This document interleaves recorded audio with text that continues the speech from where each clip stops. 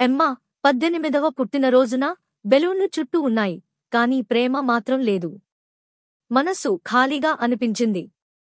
ఆమె పెరిగిన ఇంట్లోనే తానెప్పుడూ తనకు చోటు లేదని అనిపించింది. ఆ రోజు ఆమె సమాధానాలను తెలుసుకోవడానికి మెట్లపైకి ఎక్కి పైనంతా వెతికింది. అక్కడ ఆమె ఒక పాత పెట్టెను చూసింది. ఆ పెట్టెలో ఒక సగం కాలిన లెటరుంది. రాత తెలియనిదే అనిపించింది. కాని పదాలు ఆమె హృదయాన్ని కలచివేశాయి. నా ప్రియమైన ఎమ్మా, నువ్వు ఈ లేఖ చదువుతున్నావంటే నిజాన్ని తెలుసుకునే వయస్సుకి చేరావన్న మాట. నేను నిన్ను ప్రాణాల కంటే ఎక్కువగా ప్రేమించాను. కాని నిన్ను వదిలివేయాల్సి వచ్చింది. ఎందుకంటే నేను ప్రేమించిన వ్యక్తి నుంచి నిన్ను కాపాడడానికి. అతను క్రూరుడు మాత్రమే కాదు, అతను అంతర్గతంగా విరిగిపోయినవాడు. నిన్ను కూడా చీల్చేస్తాడనే భయమేసింది.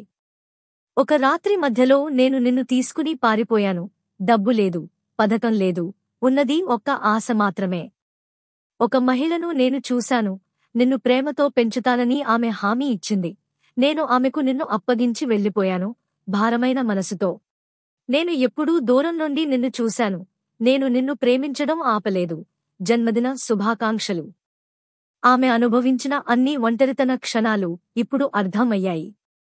తన అసలు తల్లిని ఎప్పుడూ కలవలేకపోయినా ఇప్పుడు ఆమె ప్రేమను ఏకకాలంగా అనుభవించింది.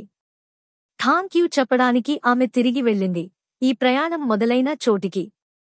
కొన్నిసార్లు వదిలివేయడమే నిజమైన ప్రేమ.